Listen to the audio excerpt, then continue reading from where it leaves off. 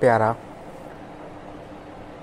परिच्छेद कार्यादेश जारी करण्याच्या आव्हानाचा विचार करण्यासाठी संबंधित तथ्ये अशी आहेत की 18/1/2021 रोजी दुसऱ्या उत्तरार्थींनी निविदा सूचना जारी करून इच्छुक बोलीदारांना 3 कामांच्या संदर्भात त्यांची बोली संदर्भातील कागदपत्रे सादर करण्याचे आवाहन केले.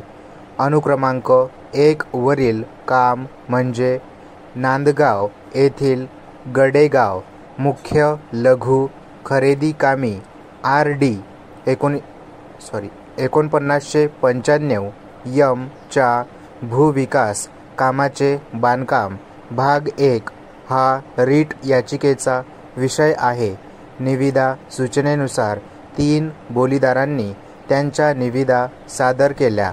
तांत्रिक निविदा 8/2/2021 रोजी उघडल्या गेल्या आणि याचिकाकर्ते आणि तिसरे उत्तरार्थी यांनी सादर केलेल्या निविदा पात्र असल्याचे आढळून आले.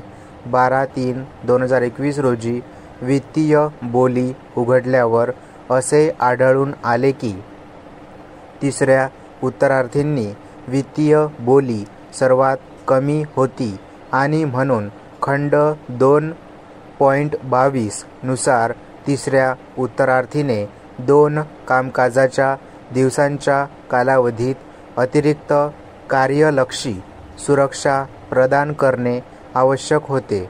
याचिकाकर्त्यांच्या म्हणण्यानुसार उत्तरार्थी क्रमांक 3 यांनी तिसऱ्या कामकाजाच्या दिवशी अशी अतिरिक्त कार्यलक्षी सुरक्षा दिली आणि त्यामुळे उत्तरार्थी क्रमांक 3 यांनी निर्धारित वेळेत अतिरिक्त कार्यलक्षी सुरक्षा सादर करण्यात अपयशी ठरल्याबद्दल निविदेच्या प्रक्रियेतून काढून टाकण्यात यावे. उत्तरार्थी क्रमांक 3 यांनी सादर केलेल्या कागदपत्रांमधील काही त्रुटींशी संबंधित सहाय्यभूत कारणे देखील समोर आली आहेत. उपरोक्त तथ्यात्मक पार्श्वभूमीवर याचिकाकर्त्याने निविदेच्या अनिवार्य अटीकडे दुर्लक्ष करून जारी केल्या गेलेल्या तिसऱ्या उत्तरार्थीस कार्यादेश जारी करण्याला आव्हान दिले आहे. परिच्छेद याचिकाकर्त्यांचे विद्वान वकील श्री S.D. चोपडे यांनी विविध निविदा अटींकडे आणि विशेषतः कलम 2.22 कडे लक्ष वेधले आहे. त्यांच्या मते उपखंड 9 नुसार सर्वात कमी बोली लावणाऱ्याने वित्तीय बोली उघडल्यानंतर 2 कामाच्या दिवसांच्या आत धनाकर्ष बँक हमी किंवा मुदत ठेव पावती या स्वरूपाच्या अतिरिक्त कार्यलक्षी सुरक्षा सादर करणे आवश्यक होते.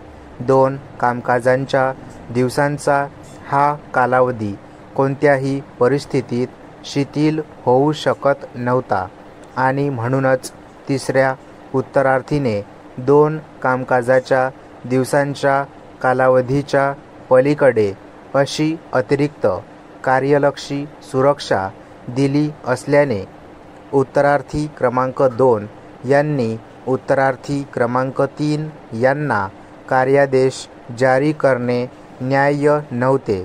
दिनांक 12/3/2021 रोजी वित्तीय बोली उघडण्यात आल्याचे सादर करण्यात आले.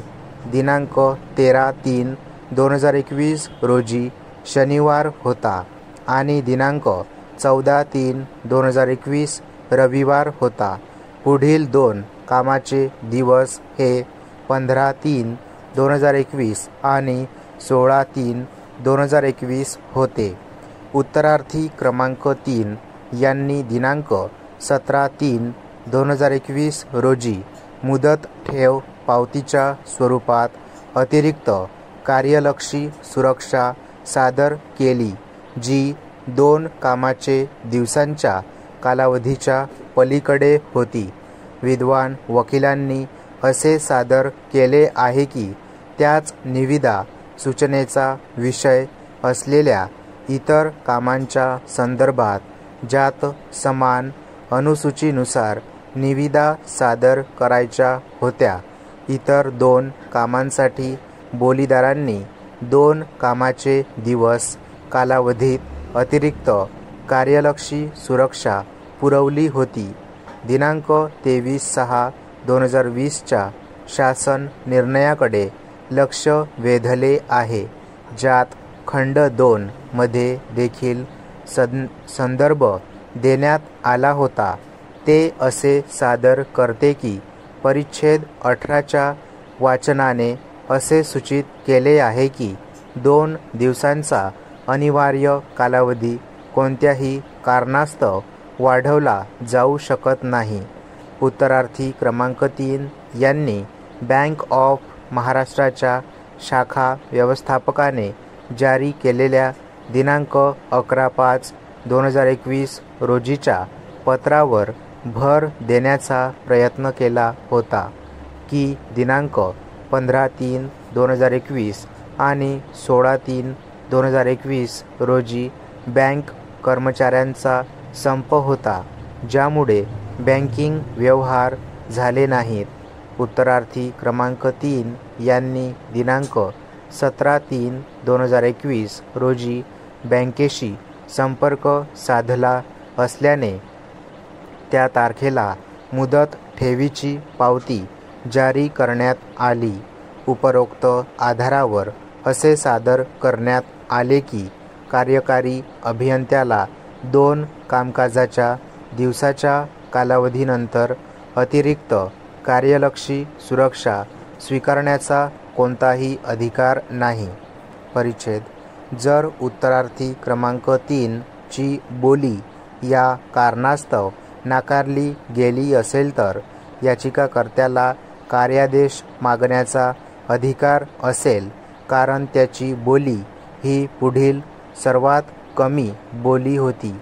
विद्वान वकिलांनी दिनांक 30/3/2021 रोजी याचिकाकर्त्याने केलेल्या तक्रारीच्या अनुषंगाने आपला अहवाल सादर करण्यासाठी सहाय्यक अधीक्षक अभियंता यांनी दिनांक 12/4/2021 रोजी उत्तरार्थी क्रमांक 2 यांना जारी केलेल्या संप्रेषणाकडे देखील लक्ष वेधले आहे. उत्तरार्थी क्रमांक 2 यांनी अशी भूमिका मांडली होती की दिनांक 15/3/2021 आणि 16/3/2021 रोजी बँकेच्या संपामुळे अतिरिक्त कार्यलक्षी सुरक्षा सादर करण्यासाठी मुदतवाढ देण्याची विनंती मान्य करण्यात यावी. स्टॉप.